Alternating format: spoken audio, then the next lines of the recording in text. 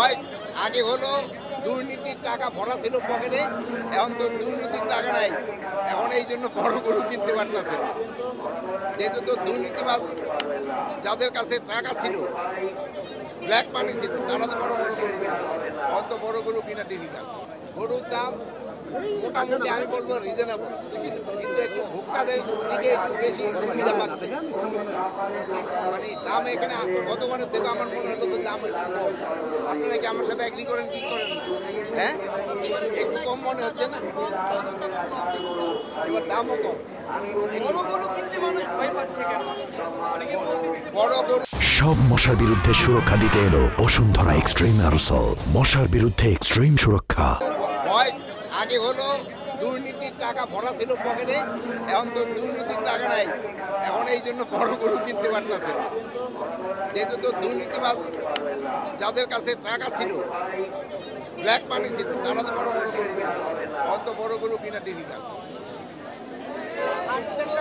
কিন্তু তারপরে আছে আমাদের যারা সৎ পয়সা আছে, তারা অনেকে বড় গরু কিনবে। সৎ পয়সা না, বহু লোক আছে বড় বড় বিজনেসম্যান, তারা বড় গরু কিনবে, সৎ পথে যারা আয় করে।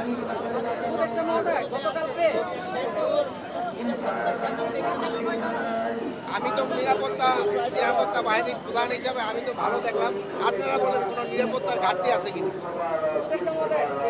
আপনি বলেন নিরাপত্তার কোনো ঘাটতি আছে কিনা? এটা ওই মিটিং এর সময় বলা হয়েছিল, এটা ক্ষেত্রে আমরা বলছি জায়গার জন্য আলাদা ভাড়া নিতে পারবো না। এই যে এবার হাসিন নিচ্ছে, এই যে মেয়েরা, এই যে যদি কেউ জানানো হয়েছে আইন শৃঙ্খলা বাহিনীকে, সাথে সাথে ব্যবস্থা নেওয়া হবে। যদি এরপরে যদি ব্যবস্থা না নেয় তো ওনারা কিছু ব্যবস্থা নিব। ঈদে অনেক মানুষ ঘরে চলে যাচ্ছেন, বাড়ি চলে যাচ্ছেন। রাজধানীর আইন শৃঙ্খলা পরিস্থিতি আসলে কেমন থাকবে? রাজধানীর আইন শৃঙ্খলা পরিস্থিতি মাশাআল্লাহ খুবই ভালো থাকবে। যেহেতু আমাদের আপনারা সবাই ছুটি চলে গেলেও আমাদের কম বাহিনী কিন্তু থেকে যেতেছে, এই জন্য কোনো অসুবিধা হবে না। আচ্ছা, আরেকটা জিনিস, এটা হচ্ছে হ্যাঁ? গাবতলী হাট,